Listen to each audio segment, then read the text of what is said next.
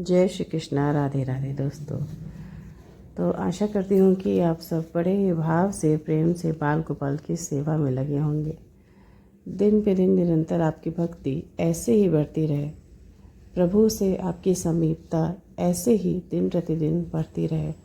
भगवान की भक्ति, भगवान की कृपा आप सब पर नित्य इसी तरह से बरसती रहे दोस्तों। भगवान श्री कृष्ण अपनी भक्ति प्रदान करने में कभी भी भेदभाव नहीं करते। भगवान ने स्वयं ये बात गीता में अपने भक्तों के लिए लिखी है, बताई है। स्वयं अर्जुन को बताते हुए भगवान श्री कृष्ण ने गीता में ये बोला है कि हे अर्जुन, मेरी भक्ति करने का अधिकार संसार के उस जीव मात्र को है जो भी इस सृष्टि में, इस पृथ्वी पर है। किसी भी जाति, धर्म, पात्रता, कुपात्रता का इसमें कोई भी स्थान नहीं है। अर्थात भगवान श्री कृष्ण के लिए उनका हर छोटे से छोटा, बड़े से बड़ा भक्त परम प्रिय है, जो उनकी भक्ति करता है, जो स्वयं को उनका अंश समझता है। तो दोस्तों, जब भगवान स्वयं पात्रता नहीं देखते, वो ये नहीं देखते कि मेरा भक्त किस जाति का है, किस धर्म का है, वो मुझे पूजने लायक है या नहीं, उसकी पात्रता है या नहीं, वो पापी है या सदाचारी है, किस स्वभाव का है, कैसा है, ये सब भगवान कुछ भी नहीं देखते। वो सिर्फ हृदय का भाव देखते हैं। और ग्रंथों में, शास्त्रों में तो यहाँ तक भी भगवान बोलते हैं दोस्तों कि अति दुराचारी का मतलब जिसने बहुत सारे असंख्य पाप किए हों और उन पापों का कोई भी प्रायश्चित ना हो, सिर्फ सज़ा हो। ऐसे भी पाप अगर किसी मनुष्य ने किए हों और वो मेरी शरण में आता है, तो मैं अपनी कृपा से ही उसे महात्मा बना देता हूँ, उसे साधु बना देता हूँ। तो दोस्तों, भगवान श्री कृष्ण ने अपने भक्तों के लिए अपने भक्तों पर इतनी कृपा की है कि वो सिर्फ कहते हैं कि तुम बस मेरी शरण में आ जाओ, मेरी भक्ति करो, चाहे तुम जैसे भी हो, चाहे वो सकाम भक्त हो या फिर निष्काम भक्त हो। दोस्तों, ये अलग बात है कि हम विपत्ति पड़ने पर ही भगवान को ढूंढते हैं, विपत्ति पड़ने पर ही भगवान का नाम पुकारते हैं, जैसे द्रौपदी ने किया था। द्रौपदी की चीरहरण की घटना तो शायद ऐसा कोई होगा जो नहीं जानता होगा। तो हम सब उससे प्रेरणा ले सकते हैं कि जब हम निर्बल स्थिति में होते हैं, जब हम अपना सब कुछ भगवान के सामने समर्पण कर देते हैं कि अब हमारे हाथ में कुछ नहीं है, तभी हम प्रभु को याद करते हैं। वैसे तो ये इस संसार की सच्चाई है कि सच में हमारे हाथ में कुछ भी नहीं होता। अगर किसी के हाथ में है तो वो भगवान श्री कृष्ण के हाथ में, क्योंकि उनके बिना मर्जी के तो एक मच्छर भी नहीं उड़ सकता दोस्तों, एक पत्ता भी नहीं हिल सकता। और हम सब अपने कर्म पे अहंकार करते हैं कि ये मैंने किया, ये मेरी वजह से हुआ, मैं इसका मालिक हूँ।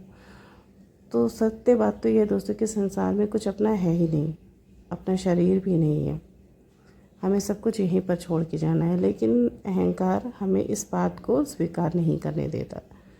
हर मनुष्य को यही अहंकार है, किसी एक को नहीं, और ये मनुष्य का स्वभाव होता है। तो हम भक्ति इसीलिए करते हैं दोस्तों कि हम अपने स्वरूप को पहचानें। आज एक ऐसे भक्त की सच्ची घटना आपको सुनाने जा रही हूँ दोस्तों, जिससे सुनकर आपको विश्वास नहीं होगा कि भगवान अपने भक्तों के साथ कैसी लीला करते हैं। भगवान जब किसी के हृदय में आ जाते हैं तो बाहर नहीं निकलते। जब सच में अपना भक्त किसी को मान लेते हैं और वो भक्त उन्हें अपना स्वीकार लेता है, तो चाहे ब्रह्मांड की सारी ताकत लग जाए उसे भगवान से छुड़ाने में, भक्ति से छुड़ाने में, लेकिन प्रभु तो जैसे हर कदम पर उसके साथ चलते रहते हैं, उसका साथ छोड़ ही नहीं सकते। इस बात का ही उदाहरण है आज की जो सत्य कथा आपको सुनाने जा रही है दोस्तों। आज मैं आपको एक मुसलमान भक्त की जीवन की सच्ची घटना सुनाने जा रही हूँ। अब आप सोच रहे होंगे वो मुसलमान थी या था तो भक्त कैसे हो सकता है। वो किसी भी जाति कुल का हो दोस्तों, उसे भी भगवान ने ही बनाया जैसे हमें बनाया।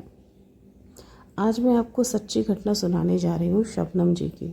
शबनम जी जो कि इस्लाम धर्म की हैं, मुसलमान हैं, एक मुसलमान महिला है और भगवान श्री कृष्ण की परम भक्त हैं। ऐसी भक्त हम क्या होंगे, क्योंकि हम तो हिंदू धर्म के हैं। लेकिन परम भक्त शबनम के बारे में आज आपको मैं बताने जा रही हूँ दोस्तों। शबनम जी बताती हैं कि वो नोएडा की एक सोसाइटी में रहा करती हैं, जहाँ पर लगभग सभी, ज़्यादातर 99% लोग हिंदू धर्म के ही होते हैं। मुसलमान वहाँ पे कम ही हुआ करते थे। तो जिस बिल्डिंग में उनका फ्लैट था उसमें भी ज़्यादातर हिंदू ही लोग थे। उनके फ्लैट के बगल में ही एक फ्लैट था जिसमें एक हिंदू परिवार और बहुत ही धार्मिक परिवार रहा करता है। शबनम जी बताती हैं कि वैसे तो मैं मुस्लिम धर्म से हूँ, लेकिन पता नहीं क्यों युवा अवस्था से ही मेरी जो हिंदू धर्म के देवी देवता थे और जो उनके त्यौहार होते थे, जो उनकी पूजा पाठ ये सब होते थे, उसमें मेरा एक अलग सा आकर्षण हुआ करता था। मुझे अच्छा लगता था जो भी उनके त्यौहार होते थे, उनकी पूजा पाठ, हवन, ये सब जो भी होता था शबनम को बहुत पसंद था। हालांकि वो ये बात अपने घर पे नहीं बता पाती थी। शबनम के हस्बैंड वहीं नोएडा में ही एक किसी प्राइवेट कंपनी में जॉब करते थे और शबनम रहने वाली हैं बिहार की, लेकिन अपने पति की नौकरी की वजह से वो दोनों पति पत्नी नोएडा में फ़्लैट लेकर रहा करते हैं। शबनम बताती हैं कि उनका निकाह हुआ था 2010 में। 2010 में उनका निकाह हुआ था, लेकिन निकाह के 5-7 साल तक उनका कोई भी बच्चा नहीं हुआ, संतान नहीं हुई। तो शबनम इसीलिए अपने ससुराल नहीं जाना चाहती थी, क्योंकि जब भी वो अपने ससुराल जाती थी उन्हें लोग बार बार पूछते थे कि आखिर क्यों नहीं हो रहा है, कब होगा, कहीं ऐसा तो नहीं कि तुम लोग नहीं चाह रहे हो कि संतान इस संसार में आए। तरह तरह की बातें जैसे लोग समाज में पूछा करते हैं उनसे भी पूछा जाता था। वो अपने जो भी उनके मतलब अल्लाह जिसकी भी वो नमाज़ पढ़ती थी या पूजा करती थी अपने धर्म के हिसाब से, उनसे वो बताती हैं कि मैं रोज़ ही मन्नत मानती थी और अपने निकाह के कुछ दिन बाद से मैंने बहुत सारी मन्नत मांगी। मैं बहुत सारे जो उनके तीर्थ हुआ करते हैं, जो मज़ार हुआ करते हैं, वहाँ पर भी वो जाती थी। वो बताती हैं कि ऐसी कोई जगह नहीं थी जहाँ पर मन्नत मैंने नहीं मांगी हो, लेकिन उन्हें ऐसा लगता था कि उनके जो खुदा है, जो अल्लाह है, वो उनकी सुन ही नहीं रहे हैं। उन्हें मन ही मन एक ग्लानि का भाव घेर लिया था कि मैंने बहुत सारे पाप किए हैं और उसी का फल मुझे मिल रहा है। शबनम बताती हैं कि हर छोटे से बच्चे को देखकर मेरी बहुत इच्छा होती थी कि मैं उसे गोद में लेकर खिलाऊं, और मेरे मन में बार बार पीड़ा होती थी कि कोई मुझे माँ बोले। कोई भी छोटा बच्चा जब अपनी माँ को माँ कहकर बुलाता था तो शबनम का कलेजा अंदर से बहुत ज़्यादा छल्ली होता था। सामान्य सी बात है, कोई भी ऐसी माँ जिसकी कोई भी ऐसी औरत जिसकी संतान नहीं होगी, ज़रूर उसका मन विकलित होता होगा एक बच्चे के लिए। ऐसा ही शबनम के साथ था। तो शबनम बताती थी कि वो ज़्यादा कहीं बाहर आना जाना भी छोड़ दी थी, खासकर रिश्तेदारों के घर, और अपने ससुराल मैके वो बहुत इसीलिए कम जाया करती थी। एक बार शबनम बताती हैं कि उनके घर के बगल में जो हिंदू परिवार रहता है वहाँ पर जन्माष्टमी का बहुत बड़ा उत्सव था। वो लोग, जैसा कि उन्होंने बताया कि धार्मिक प्रवृत्ति के थे, उनके घर में भगवान श्री कृष्ण की बहुत पूजा हुआ करती थी। रात दिन आरती की घंटी की आवाज़ें आया करती थी, कीर्तन वगैरह बहुत हुआ करते थे। और साल में एक बार शबनम बताती हैं कि जब श्री कृष्ण भगवान का त्यौहार आता था जन्माष्टमी, तो उस दिन वो बहुत धूमधाम से उसे मनाते थे। ऐसा लगता था मानो उनके घर में कोई विवाह है, कोई बहुत बड़ा उत्सव है, कोई बहुत बड़ा त्यौहार है। तो उन्हें पहले से ही बहुत रुचि थी हिंदू देवी देवता में, और भगवान श्री कृष्ण तो सभी को अच्छे लगते हैं, आकर्षण उनमें बहुत होता है। तो ऐसा ही शबनम के भी साथ हुआ। तो उस साल जन्माष्टमी की धूम थी उनके घर में, बहुत सारे मेहमान आए थे और तरह तरह की पकवान ये सब कुछ बने थे। वो सब लोग जन्माष्टमी मना रहे थे। बहुत सुंदर उनका घर सजा था, बहुत सुंदर सा ठाकुर जी का मंदिर सजा था। तो शबनम बता रही थी कि वैसे तो मैं अक्सर ही सलवार कमीज़ पहना करती थी, जो उनका प्रॉपर पहनावा होता है मुस्लिम धर्म के जो लोग होते हैं, लेकिन बाहर जो लोग उनके रिश्तेदार आ रहे थे, जो भी उनके घर में आ रहे थे, उनके सगे संबंधी, उन्होंने जो लेडीज़ थी वो ज़्यादातर लहंगा या साड़ी पहनी हुई थी। तो उन्हें देख कर शबनम की भी इच्छा हुई कि आज मैं साड़ी पहनूं। शबनम ने भी उस दिन पीले रंग की बड़ी सुंदर सी साड़ी पहनी। बस ये सब कुछ भाव से जुड़ा है दोस्तों, आप भाव पे ज़रूर ध्यान दीजिएगा। वो बताती हैं कि उसी उत्साह में मैंने भी साड़ी पहनी देखकर, मैंने पीले रंग की साड़ी पहनी थी। और उसके बाद उस समय उनके घर में कोई नहीं था, उनके पति ऑफिस गए थे। सुबह 11 बजे का समय था और वो अपने घर के बाहर दरवाज़ा खोल कर खड़ी हुई थी, क्योंकि पड़ोसी का घर इतना सुंदर सजा था और इतने अच्छे वहाँ कीर्तन प्रभु के गीत चल रहे थे कि मैं वहाँ वो सब कुछ खड़े होकर सुन रही थी। मेरी इच्छा हो रही थी कि मैं अंदर जाके देखूं। हालांकि वो बता रही थी कि मेरी हिम्मत तो नहीं हो रही थी, क्योंकि मैं दूसरे धर्म की हूँ, मेरा वहाँ जाना कोई पसंद नहीं करता। हो सकता है मैं वहाँ जाती तो लोग मुझसे कहते कि आप क्यों आ रही हैं, आप मत आइए। तो शबनम बाहर ही टहल रही थी और झांकने की कोशिश कर रही थी, लेकिन उन्हें कुछ भी दिख नहीं रहा था। तभी उनके जो पड़ोसी थे, जिनका घर था, वो भाई जो हैं वो अपने घर से बाहर निकले और बोले कि भाभी जी आप किसे ढूंढ रही हैं। तो शबनम बताती हैं कि मैंने बोला कि मैं किसी को भी नहीं ढूंढ रही, बस आपका घर आज बहुत अच्छा लग रहा है इसलिए मैं देख रही थी। आज क्या है? तो उन्होंने बताया कि आज भगवान श्री कृष्ण का जन्मोत्सव है, इसलिए घर इतना सजा है। तो शबनम बोलती है कि इसीलिए आपके घर से शायद कीर्तन की आवाज़ आ रही, मुझे बहुत अच्छा लग रहा था इसलिए मैं यहाँ खड़े होकर सुनने लगी। तो जो उनके पड़ोसी थे राजीव, वो उन्होंने शबनम से बोला कि आपको अच्छा लग रहा है तो आप घर के अंदर आ जाइए, क्यों बाहर खड़े होकर सुन रही हैं। मैं थोड़ा हिचकिचाई, लेकिन फिर शबनम की भी इच्छा हुई कि चलो अंदर चलते हैं, चल के देखते हैं। उस समय उनके घर पे कोई भी नहीं था, कोई काम भी नहीं था। तो शबनम की इच्छा हुई कि चलो अगर वो बुला रहे हैं तो मुझे भी मौका मिलेगा देखने का, क्या पता भगवान श्री कृष्ण की एक झलक मुझे दिखी जाए। उनके एक बार बुलाने पे ही शबनम जो है उनके घर में अंदर जाने लगी और अंदर गई तो देखी वहाँ पे खूब अच्छी सी खुशबू, मन को मोह लेने वाली फूलों की खुशबू थी और चारों तरफ हर तरफ भगवान श्री कृष्ण की, राधा जी की फ़ोटो सब कुछ लगी हुई थी। पूरा घर फूलों से और तुलसी के पत्तों से सजा हुआ था दोस्तों। उस पूरे घर में मतलब जैसे लग रहा था कि सच में, शबनम जी बताती हैं कि ऐसा प्रतीत हो रहा था मानो सच में वहाँ पे भगवान आते हैं। ऐसी भावना मेरे अंदर उनके घर के अंदर जाने पर आने लगी और ऐसा मैंने कभी भी पहले अनुभव नहीं किया था, जबकि मैं दूसरे धर्म की हूँ। शबनम अंदर गईं और वो बताती हैं कि अचानक से उनके दोनों हाथ उसी तरह से जुड़ गए जैसे हिंदू हाथ जोड़कर भगवान को नमस्कार करते हैं। उनको किसी ने भी नहीं बताया ऐसा करने के लिए, उन्होंने अपने आप से हाथ जोड़ लिया और अंदर गई तो देखा राधा कृष्ण की बड़ी सुंदर सी प्रतिमा, इतनी सुंदर कि बस एक बार अगर देखो तो नज़र ना हटे उन पे से। तो वो बिल्कुल मंत्रमुग्ध हो गई, देखती रही राधा कृष्ण को। कुछ मिनट वो ऐसे ही खड़ी रही। तभी उनकी जो पड़ोसी में जो जो भाई बाहर थे, उनकी जो पत्नी थी वो आई वहाँ पर। उन्होंने बैठने के लिए बोला और नाश्ता पानी वगैरह ला कर दिया।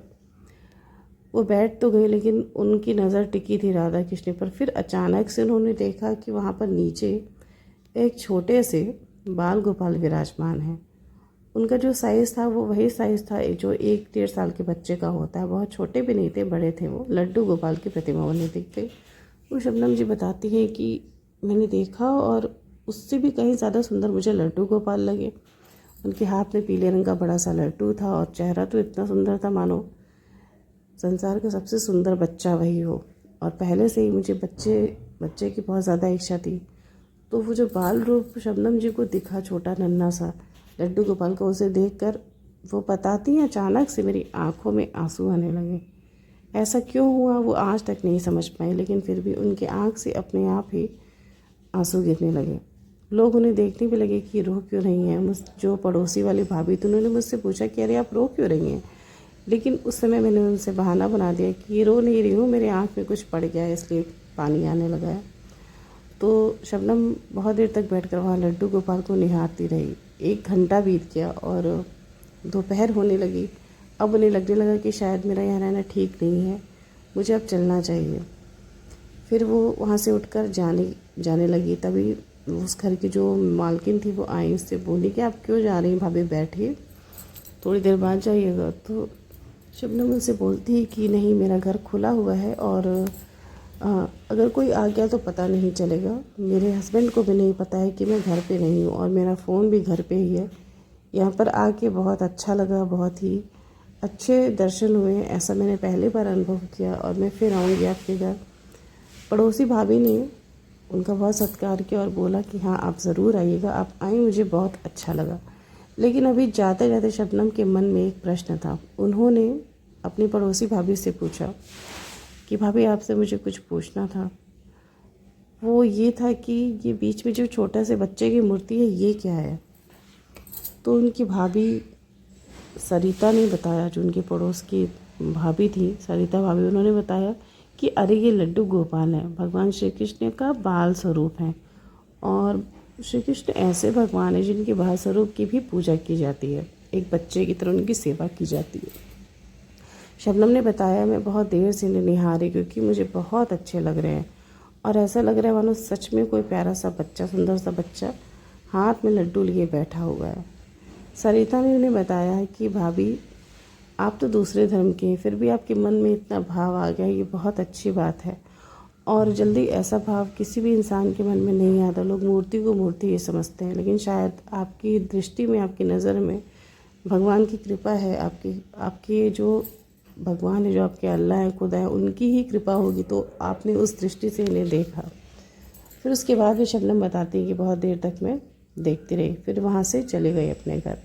अब उस दिन वहाँ से आने के बाद अगले दिन शबनम ने बताया कि फिर से मेरी इच्छा हुई कि मैं फिर जाऊँ, लेकिन वो नहीं गई। वो अब हर रोज़ किसी न किसी बहाने से 1 दिन पे, 2 दिन पे या 3 दिन पर सरिता के घर जाने लगी। वो सिर्फ इसलिए जाने लगी लड्डू गोपाल को निहारने और देखने के लिए, क्योंकि उन्हें देखे बिना, मतलब पता नहीं शबनम को क्या आकर्षण हो गया था कि लड्डू गोपाल को देखे बिना अब उनका कोई दिन अच्छा ही नहीं जाता था, पूरा ही नहीं जाता था। पहले वो 2-3 दिन पर जाती थी, अब स्थिति ये हो गई थी कि वो हर दिन ही जाने लगी थी। शबनम बताने लगी कि मुझे ऐसा लगता था कि शायद सरिता भाभी को हो सकता है बुरा भी लगता हो, लेकिन सरिता कहीं ना कहीं समझने लगी थी कि लड्डू गोपाल की वजह से ही शबनम मेरे घर आती हैं। आखिर में एक दिन शबनम ने सरिता भाभी से लड्डू गोपाल के बारे में पूछ ही लिया। उन्होंने पूछ लिया कि आपके पास मूर्ति कैसे आई। तो सरिता ने बताया कि देखिए हम लोग हमेशा ही बाल गोपाल की सेवा करते हैं, राधा कृष्ण की सेवा करते हैं। मेरे घर में बहुत पहले से लड्डू गोपाल है और इनकी सेवा एक बच्चे की तरह की जाती है। तो शबनम ने बताया कि मैं तो मुसलमान हूँ, मैं तो नहीं कर सकती, मुझे बहुत अच्छे लगते हैं। मेरे घर में अगर कोई जानेगा तो शायद उससे अच्छा नहीं लगेगा, क्योंकि हमारी पूजा पाठ जो भी होती है वो बिल्कुल अलग होती है, आप लोग की अलग होती है। तो सरिता भाभी से बोलती हैं कि हाँ आप कर तो नहीं सकती, लेकिन अगर आपको अच्छे लगते हैं तो आप मन में ज़रूर उन्हें स्मरण करके याद कर सकती हैं। और भगवान श्री कृष्ण का तो यही सिद्धांत है कि आप जितना उन्हें स्मरण करेंगे वो आपके निकट होते जाएंगे, वो आपसे खुद जुड़ जाएंगे। आप उनकी पूजा करिए या मत करिए, बस उन्हें याद भी करेंगी तो भी वो आपके पास ही रहेंगे। अब इस उनकी एक बात को शबनम ने गांठ बांध ली। अब वो जब भी उन्हें लड्डू गोपाल की याद आती, शबनम मन ही मन उन्हें याद करने लगती, उनका स्मरण करने लगती। और अब वो उसे दिखने लगे थे हर जगह शबनम को। जब भी वो खाना बना रही होती, वो कोई काम कर रही होती या वो बैठी होती, तो शबनम को ऐसा लगता था कि लड्डू गोपाल की वही प्रतिमा मेरे सामने रखी, या कोई और प्रतिमा, कोई और स्वरूप लड्डू गोपाल का बार बार उसको दिखने लगा था। तो सरिता के घर जाते जाते शबनम को यही कोई 2 महीने हो गए थे कि वो बार बार उनके घर जाती थी सिर्फ लड्डू गोपाल को देखने। लेकिन एक दिन शबनम के साथ बहुत बुरा हुआ, जब सरिता और उसका परिवार 2 महीने के लिए अपने घर चला गया था। वो सरिता की जो फैमिली थी वो महाराष्ट्र में वो लोग रहते थे, पुणे में वो रहते थे, लेकिन अपनी बिज़नेस, अपनी जॉब की वजह से वो अपने पति के साथ वहाँ पर रहा करती थी। अभी इस समय वो 2 महीने के लिए, क्योंकि उनके बच्चों की भी छुट्टी हुई थी, तो वो 2 महीने के लिए पुणे चली गई थी। शबनम को ये बात पता नहीं थी। वो नहा धोकर तैयार होती सरिता के घर जाने के लिए और देखती कि उसके घर में बाहर ताला लगा हुआ है। शबनम को लगता है कि क्या पता सरिता भाभी जो है वो कहीं मार्केट गई हूँ या फिर कहीं किसी के घर गई हूँ, किसी काम से गई हूँ, क्या हो सकता है अपने बच्चे के स्कूल गई हूँ। वो वापस आ जाती है अपने घर के अंदर और इंतज़ार करने लगती हूँ उनके आने का। इंतज़ार करते करते शाम हो जाती, 5-6 बज जाता, और तब शबनम से रहा नहीं जाता। वो सरिता के मोबाइल पर फ़ोन करती, पूछती है कि भाभी आप कहाँ हैं, आपके घर में ताला क्यों लगा हुआ है। मैं गई थी लेकिन मैंने देखा कि घर बंद है, ताला लगा है। तब सरिता ने उसे बताया कि अरे शबनम, मैं तो 2 महीने के लिए अपने ससुराल चली गई हूँ, अपने सास ससुर के पास पुणे। और ये बात सुन के शबनम के होश उड़ गए। उसके दिल की धड़कन धीमे हो गई। उसे लगा कि जैसे मेरा बीपी लो हो गया, मुझे चक्कर आने लगा। अब मैं बाल गोपाल को देखे बिना कैसे रहूँगी, मेरा दिन कैसे कटेगा अब लड्डू गोपाल को देखे बिना। तो वो बहुत ज़्यादा निराश हो जाती है और पूछती कि भाभी आप आएंगी कब। सरिता बताती है कि देखिए अभी तो मुझे 2-2.5 महीने लगेंगे, क्योंकि बच्चों की भी छुट्टी हो गई थी, इसलिए मैं थोड़े ज़्यादा समय के लिए अपने घर वापस आ गई हूँ। वो बहुत निराश हो जाती है शबनम, फ़ोन रख देती है और उसके बाद बैठे बैठे थोड़ा सा रोती भी है लड्डू गोपाल के लिए कि अब मैं तुम्हें कैसे देखूँगी, अब मैं कैसे तुम्हारे दर्शन करूँगी, मेरे मन को अब सुकून कैसे मिलेगा। अब शबनम को समझ में नहीं आता अब मैं करूँ तो क्या करूँ, लेकिन मुझे लड्डू गोपाल को तो देखना ही है, क्योंकि मैं नहीं रह पा रही लड्डू गोपाल को देखे बिना। तभी शबनम के मन में एक बड़ी अजीब सी बात आती है, जो ऐसी दुर्लभ बात शायद ही किसी के दिमाग में आए। शबनम मुसलमान होते हुए भी उसने अपने मन में निर्णय ले लिया कि मैं अपने घर में लड्डू गोपाल लेकर आऊँगी। और उसे पता था कि ये सुनकर मेरे ससुराल वाले या फिर मेरे पति ज़रूर उसका विरोध करेंगे, लेकिन फिर भी पति से पूछना तो मजबूरी थी। और शबनम ने ये निर्णय ले लिया था कि नहीं, लड्डू गोपाल तो मेरे पास ज़रूर आएंगे, क्योंकि वो बार बार मेरी आंखों के सामने आ रहे हैं, मेरे सपने में आ रहे हैं। मुझे ऐसा महसूस हो रहा है मानो हर तरफ वही हैं, उन्हीं की खुशबू मुझे बार बार महसूस हो रही है। मुझे बार बार ऐसा लग रहा है कि वो मुझे हाथों से लड्डू खिला रहा है। तो शबनम रात में ऑफिस से आते हैं, वो उन्हें खाना खिलाती है और उसके बाद शबनम से रहा नहीं जाता, वो पूछ बैठती है कि देखो मुझे वैसे ही लड्डू गोपाल अपने घर में लाने हैं, जैसे बगल में जो हिंदू फैमिली है, जो सरिता भाभी है, उनके घर में है, वैसे ही लड्डू गोपाल मुझे अपने घर में लाना है।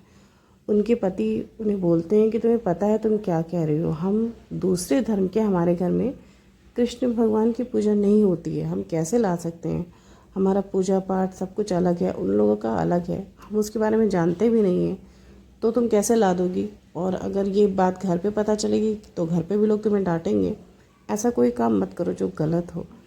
शबनम उस दिन बच्चों की तरह अपने पति से ज़िद करने लगती है और मजबूरीवश उसके पति को उसे अनुमति देनी पड़ती है कि ठीक है, तुम्हारी जो भी इच्छा है तुम करो, मैं तुम्हें नहीं रोकूंगा।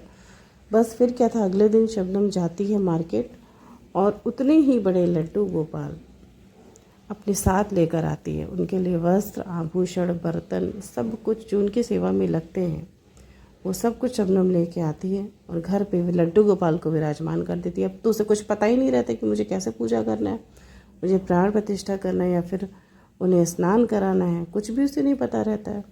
उसके हस्बैंड आते हैं, देखते हैं तो वो भी बोलते हैं कि ये सब क्या है, मैंने मना किया था, चलो ठीक है अगर तुम कर रही हो, तुम्हें जो भी अच्छा लग रहा है तुम करो, लेकिन इस बारे में किसी को घर पे मत बताना।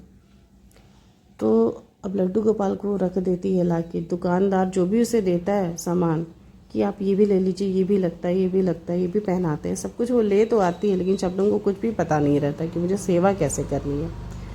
उस दिन उसने सोचा कि आज से मेरे घर में नॉनवेज नहीं आएगा। इतना बड़ा डिसीज़न शबनम लेती है और अपने पति से बोल देती है कि तुम्हें जो भी खाना होगा तुम शाकाहारी खाना खाना, लेकिन आज से नॉनवेज हमारे घर में नहीं आएगा। तो दोस्तों ये भी चेतना, ये भी प्रेरणा उससे बाल गोपाल नहीं दी। उस दिन से शबनम के घर में नॉनवेज आना बंद हो गया और खाना भी बंद हो गया। इसके बाद शबनम एक दिन रात में सो रही थी, उसे कुछ भी नहीं पता था कि उन्हें खाना खिलाते हैं या फिर उन्हें सुलाते हैं। शबनम के सपने में लड्डू गोपाल आए और उन्होंने बोला शबनम से कि मैया, तुमने मुझे दूध नहीं पीने के लिए दिया, आज तुमने मुझे स्नान भी नहीं कराया, जो आभूषण मेरे लिए लेकर आई है वो भी मुझे नहीं पहनाया, और तुमने मुझे नंगा रखा है, वस्त्र भी नहीं पहनाया। तो दोस्तों ये सपना देखकर शबनम बताती कि मेरी रात में 3 बजे नींद खुल गई और मैं उठ के बैठ गई और मैं उस कमरे में गई जहाँ पर लड्डू गोपाल थे। तो मुझे ऐसा लगा कि जैसे उनका चेहरा ही बदल गया है, किसी हंसते हुए बच्चे को आप रुला दीजिए वैसा चेहरा लड्डू गोपाल का हो गया था। और बताती कि मुझे रहा नहीं गया, मैं जाकर उनके चेहरे को स्पर्श करके उन्हें प्रेम करने लगी कि बच्चा, मैंने तुम्हें ऐसे छोड़ दिया और तुम कितने अच्छे हो कि मुझे सपने में आकर ये सब कुछ बताने लगे। इतना तो शायद कोई इंसान भी ऐसा नहीं कर सकता जैसी लड्डू गोपाल ने उसके साथ लीला रची थी। दोस्तों शबनम उसी दिन सुबह उठकर लड्डू गोपाल को जो भी उसके पास बर्तन वगैरह वो ले आई थी, उससे स्नान कराती है, सब कुछ पहनाती है। उसे ये भी नहीं पता था कि तुलसी दल का इस्तेमाल किया जाता है, क्योंकि वो मुसलमान थी, उसे तुलसी की महिमा ही नहीं पता थी, या ये नहीं पता था कि सेवा में प्रयोग होता है।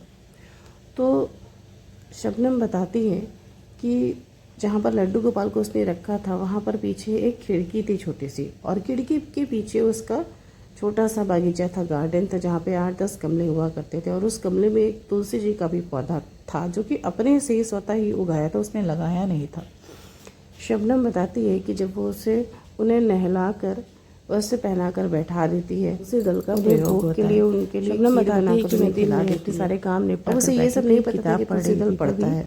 इतनी ज़ोर से आंधी आई कि सब कुछ उड़ने लगा, बाहर पड़े कपड़े और जो भी थे वो सब कुछ अपने स्थान से गिरने लगे, फूल पौधे सभी टूटने लगे, उड़ने लगे। तो शबनम बताती हैं कि उस दिन मैंने लड्डू गोपाल का पहली उनकी लीला, पहला चमत्कार मैंने देखा। तुलसी जी का गमला जो कि उस खिड़की के पास था और उस पर मंजरियाँ थीं, इतनी तेज़ आंधी आई कि उसकी मंजरियाँ और उसकी पत्ती स्वतः उड़कर खिड़की के रास्ते से लड्डू गोपाल के ऊपर आ गिरी, और उनके भोग पर तुलसी मंजरी के ढेर सारे दाने पूरे उनकी खीर के ऊपर आकर गिर गए। उनके वस्त्र पर तुलसी के ढेर सारे पत्ते आकर गिर गए। शबनम सब कुछ बंद करने लगी, सफाई करने लगी, क्योंकि बहुत सारा धूल अंदर आ गया था। अब खीर में जो तुलसी पड़ गई थी उसे वो हटा नहीं पाई, उसे मजबूरीवश उसे छोड़ना पड़ा। बाकी सब उसने सफाई कर दी, और तभी थोड़ी देर बाद शबनम बैठी, फिर उसने मोबाइल पर सर्च किया कि लड्डू गोपाल की सेवा कैसे करते हो, और उसके सामने सबसे पहले यही लाइन आई कि उनके भोग में और उनके जल में तुलसी का पत्ता या मंजरी अवश्य डालें। और ये पढ़ के शबनम के होश उड़ गए कि लड्डू गोपाल ने ऐसी लीला करी उसके साथ कि जो वो नहीं कर पाए वो भी उसे बता दिया। तो दोस्तों, ये लीला नहीं तो और क्या है। इसका मतलब ये है कि लड्डू गोपाल शबनम से अपनी सेवा लेना चाहते थे। अब उसे सेवा में और भी ज़्यादा इंटरेस्ट आने लगा, रुचि आने लगी। वो समझ गई कि लड्डू गोपाल मुझसे बहुत खुश हैं। अब वो रोज़ बड़े भाव से उनकी सेवा करने लगी। लेकिन एक दिन उसके साथ एक ऐसी घटना घटी जिसने उसे झकझोर के रख दिया। शबनम के निकाह का ये कुछ 7-8 वर्ष हो चुके थे, उसकी कोई भी संतान नहीं थी, और उसने बहुत इलाज कराया था। डॉक्टर ने उसे मना भी कर दिया था कि अब संभव नहीं है, आप गोद ले लीजिए या फिर कुछ और तरीका अपना लीजिए, लेकिन आपको संतान नहीं हो सकती।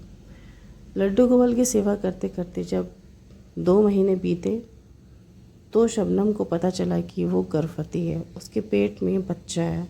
और ये बात सुनकर उसके पति तो बिल्कुल चौंक गए, क्योंकि ये आश्चर्यजनक बात थी। और शबनम जितना आश्चर्यचकित थी उससे कहीं ज़्यादा वो खुश थे, क्योंकि एक तो उसे लड्डू गोपाल मिल गए थे और दूसरा वो गर्भवती हो गई थी, जिसके बारे में तो कभी उसने कल्पना ही नहीं की थी। अब तो उसकी खुशी का ठिकाना नहीं है। अब शबनम के जो पति थे वो भी लड्डू गोपाल को उनका बहुत वो करने लगे कि उनके आने के बाद ही मेरे जीवन में नई नई खुशियाँ आने लगी। अब दोनों पति पत्नी ही लड्डू गोपाल की सेवा करने लगे। लेकिन वो 2 महीना पूरा हो गया जब बगल वाली सरिता का परिवार वापस पुणे से आ गया, और आने के 1-2 दिन बाद अब शबनम उधर नहीं जाती थी, क्योंकि उसके पास ही लड्डू गोपाल थे, उन्हीं के लिए वो जाती थी, तो वो उनके घर अब झांकना जाना छोड़ दी थी। बगल का परिवार आ गया, और एक दिन की बात है, शबनम लड्डू गोपाल की पूजा कर रही थी। उसके पति ऑफिस गए थे, वो आरती कर रही थी और ज़ोर ज़ोर से घंटियाँ बजा रही थी। तभी बगल में जो सरिता रहती थी उससे कुछ संदेह हुआ कि बगल से घंटियों की आवाज़ और आरती की आवाज़ क्यों आ रही है, आरती कुंज बिहारी की। ये सुनकर सरिता थोड़ा सा चौंक गई और वो घर से बाहर निकल के शबनम के घर में झांकने लगी। तो उससे अगरबत्तियों की सुगंध आ रही थी, झांकी तो दिया जल रहा था, आरती हो रही थी, घंटियाँ सुनाई दे रही थी। ये दृश्य देखकर सरिता उसके अंदर घर में मतलब चली गई, नॉक करने लगी। तो शबनम आकर खोलती है और वो अंदर चली जाती है। बड़ा आश्चर्यचकित होती, अंदर जाके देखती कि वहाँ पर बड़े से लड्डू गोपाल विराजमान है, और उनसे पूछती लगती कि अरे शबनम, ये सब क्या है, ये तुम क्या कर रही हो। शबनम बताती है कि भाभी, मैंने भी अपने घर में लड्डू गोपाल को रखा है, उनकी सेवा करती हूँ।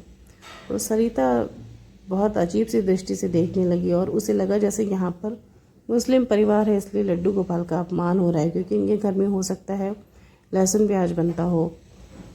तो वो थोड़ा सा विचलित भी हुई ये बात सुनकर और उसके चेहरे पे अच्छा भाव नहीं आया। वो उन्हें बोलने लगी कि शबनम आप बहुत गलत कर रही हैं।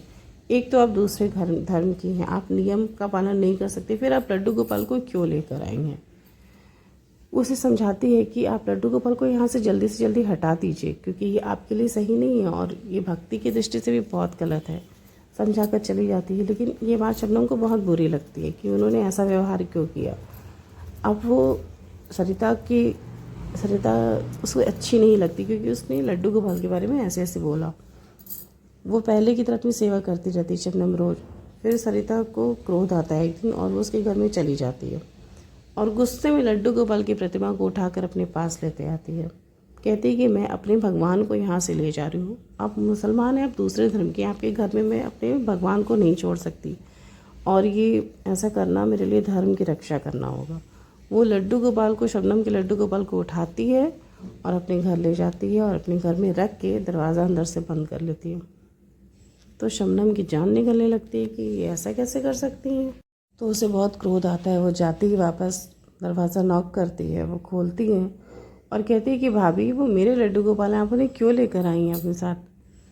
तो सरिता उसे फिर से डांटती है कि मेरे और तेरे क्या होता है भाई, वो तो हम तो हिंदू हैं, वो तो हमारे ही हैं, तुम्हारे कैसे हो सकते हैं। अब तुम्हारे भगवान की पूजा हम थोड़ा ना कर सकते हैं, तो तुम अपने की करो, मेरे लड्डू गोपाल को क्यों तुम ले आई अपने घर। वो ज़िद पकड़ लेती कि मैं नहीं दूंगी बाल गोपाल को, बहुत बड़ा ये बाल गोपाल के साथ गलत है तो अगर तुम उनकी सेवा करोगी तो, क्योंकि तुम दूसरे धर्म की हो।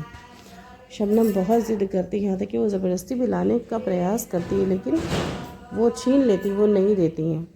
अपने पति को बुलाती है, वो भी उसे समझाते हैं कि जाने दो, अगर वो ले गई हैं तो हम नहीं ऐसा कर सकते, हम ज़बरदस्ती नहीं कर सकते हैं, जाने दो।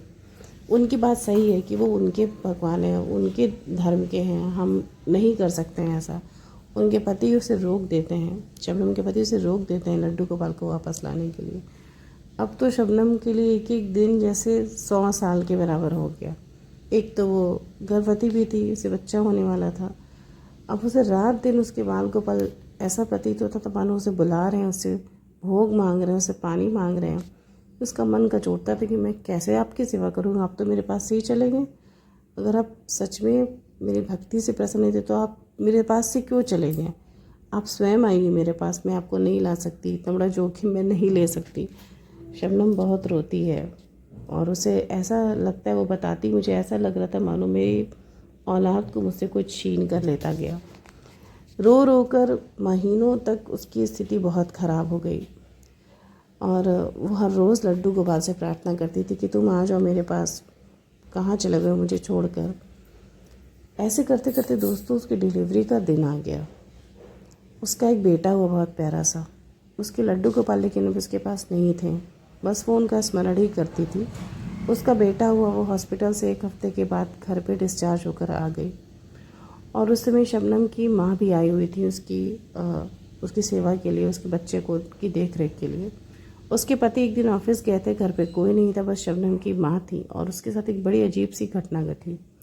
शबनम अपने बच्चे को सुला कर बैठी हुई थी और लड्डू गोपाल को ही याद कर रही थी। शबनम की माँ उस समय खाना खाकर सो गई थी, अपने घर में सिर्फ वही थी जो जगी थी। तभी कॉल बेल की आवाज़ होती है, बाहर से घर की कोई घंटी बजाता है और शबनम अपनी माँ को जगाती है कि मम्मी देखिए बाहर कौन आया है, मेरा मन नहीं कर रहा है जाने का, आप देख लीजिए जाकर। लेकिन शबनम की माँ जो थी वो बहुत गहरी नींद में सो रही होती, बोलती बेटा मैं रात में ठीक से सोई नहीं हूँ, तू जाकर देख ले, कोई होगा जा खोल दे दरवाज़ा। शबनम फिर से बोलती कि मम्मी मेरा मन नहीं कर रहा उठने का, आप ही जाकर देख लीजिए। लेकिन वो नहीं उठती, बोलती कि नहीं तू देख ले, मेरे पैर में बहुत दर्द हो रहा है।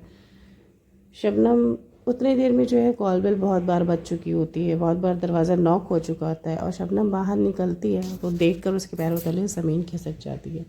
वो खोलती है दरवाज़ा और देखती कि बाहर एक कोरियर का डिब्बा रखा हुआ है और कोरियर कौन लाया है कौन नहीं लाया वहाँ पर कोई भी नहीं रहता। तो उसे लगता है कि किसी ऐसे बंदे का कोरियर आ गया जो मतलब गलती से आ गया है। तो वो बार बार बाहर निकल कर जो डिलीवरी बॉय होता है उसे ढूंढने की कोशिश करती है। उस कोरियर पे एक नंबर लिखा रहता है जो प्रिंट रहता है, उस पर वो कॉल मिलाती है तो कोई फ़ोन उठाता है। वो पूछती है कि यहाँ पर एक कोरियर आया, ये किसका है, मेरा तो नहीं है। कोरियर वाला शबनम का नाम बताने लगता है कि ये इस नाम से है। तो शबनम कहती है हाँ ये नाम तो मेरा है लेकिन मैंने ऑर्डर ही नहीं किया, फिर ये आया कैसे। आप इसे वापस ले जाइए, मुझे नहीं चाहिए, पता नहीं क्या है, मैंने ऑर्डर नहीं किया और मेरे पास पैसे भी नहीं है अभी आपको देने के लिए। तो डिलीवरी बॉय एक ऐसी बात बोलता है जिसे सुनकर शबनम बड़े असमंजस से पड़ जाती है, उसके होश ही उड़ जाते हैं। डिलीवरी बॉय बोलता है कि देखिए, इसकी जो कीमत है वो 10,000 रुपये है और पेड है, ये पैसा दिया जा चुका है, आपको सिर्फ सामान लेना है, आपको पैसा नहीं देना है। तब शबनम थोड़ा सा सोचती कि ऐसा कैसे हो सकता है। वो फ़ोन बोलते कि मुझे वापस करना है, तो डिलीवरी बॉय बोलता है कि मैडम अब तो वापस नहीं हो सकता है, आप इसको रख लीजिए और आप कंपनी में कंप्लेन करिए, मुझे कुछ भी नहीं पता। वो फ़ोन काट देता है। उसके बाद शबनम उसे फ़ोन मिलाते रह जाती, लेकिन उसका फ़ोन नहीं मिलता है, नॉट रीचेबल जाता है। मजबूरीवश उसे उठाकर वो डब्बा घर में लाना पड़ता है। वो बहुत गुस्से में रहती क्योंकि सोचती कि ऐसी हरकत कौन कर सकता है। अब शबनम उसे खोलना शुरू करती है कि चलो देखते हैं कि आखिर अगर मेरी मतलब का नहीं हो तो मैं इसे बाहर फेंक दूँगी, पता नहीं कौन भेजा, कहाँ से आया, मैं अपने घर में इसे नहीं रखूँगी। तो शबनम उसे खोलना शुरू करती है। बड़ा सा डब्बा रहता है और खोलते खोलते जब वो डिब्बा खुलता है, शबनम की नज़र पड़ती है, उसके होश उड़ जाते हैं दोस्तों। उसे ऐसा लगता है मानो वो कोई सपना देख रही है। शबनम ने जैसे ही वो पैकिंग खोली, वो देखती है उस डब्बे के अंदर उसके लड्डू गोपाल होते हैं। बिल्कुल वही हूबहू वही लड्डू गोपाल, वही पोशाक, वही बाल, वही आँखों की, चेहरे की, शरीर की बनावट, और यहाँ तक कि उन्होंने वही वस्त्र पहने थे जो उस समय शबनम ने लड्डू गोपाल को धारण कराया था। ये देखकर शबनम को लगता है जैसे मैं सपना देख रही हूँ। ऐसा कैसे हो सकता है? उसे एक एक करके अपने लड्डू गोपाल याद आने लगते हैं कि हाँ, मैंने तो यही आभूषण पहनाया था, यही वस्त्र पहनाया था, बिल्कुल ऐसा ही तो चेहरा है मेरे लड्डू गोपाल का। शबनम की आंखों में अपने आप आंसू आ जाते हैं और उन्हें सीने से लगा लेती है। उसके मुंह से सिर्फ एक बात निकलती है कि प्रभु, आप स्वयं मेरे पास आ गए, क्योंकि मैंने आपको बुलाया था, आपने मेरी बात मान ली। आप इतनी बात मानते हो, मुझे तो पता ही नहीं था। शबनम बहुत आश्चर्यचकित हुई, बहुत रोई, खुशी से इतना रोई कि उसकी खुशी का, उसकी रोमांच का उस समय ठिकाना नहीं था। वो बहुत प्रसन्न हुई, भूल गई इस बात को कि उसके लड्डू गोपाल को कोई ले गया है। उसे समझ में आ गई उनकी लीला कि वो स्वयं उसके पास आ गया है। शबनम ने यह सब कुछ अपनी माँ को बताया। उसकी माँ बड़ी आश्चर्यचकित हुई और बहुत ज़्यादा वो भी रोमांचित हुई कि ऐसा भी होता है। फिर से शबनम अपने लड्डू गोपाल की सेवा पहले की तरह करने लगी और अब तो उसकी खुशी दुगनी थी क्योंकि उसका बच्चा भी उसके पास आ गया था, जो बाल गोपाल की ही कृपा से उससे मिला था दोस्तों। तो आपने देखा कि भक्ति कैसे, भगवान की कृपा कैसे भक्त को खुद ढूंढ लेती है। ना शबनम हिंदू थी, ना उसे किसी ने प्रेरणा दी, ना उसे किसी ने कहा कि तू बाल गोपाल की सेवा कर तो तुझे संतान होगी, कुछ भी नहीं। भगवान ने कैसे एक निश्चल मन को ढूंढा अपने भक्ति के लिए। बस भक्ति में निष्ठा और विश्वास चाहिए दोस्तों, बाकी सब कुछ तो भगवान कर देते हैं। तो मेरे ख्याल से आपको शबनम की ये सत्य कथा ज़रूर पसंद आई होगी। इसे शेयर करिएगा अपने मित्रों के साथ और शबनम की ही तरह आप भी भाव से अपने लड्डू गोपाल की सेवा करिएगा। जाति पाति कुछ भी नहीं होती भक्ति में, बस एक ऐसा हृदय, एक ऐसा मन चाहिए जिसमें निर्मलता हो, स्वच्छता हो भगवान की भक्ति के लिए। दोस्तों, मेरे चैनल को ज़रूर सब्सक्राइब करिएगा ऐसी ही सत्य कथाओं के लिए। जय श्री राधे।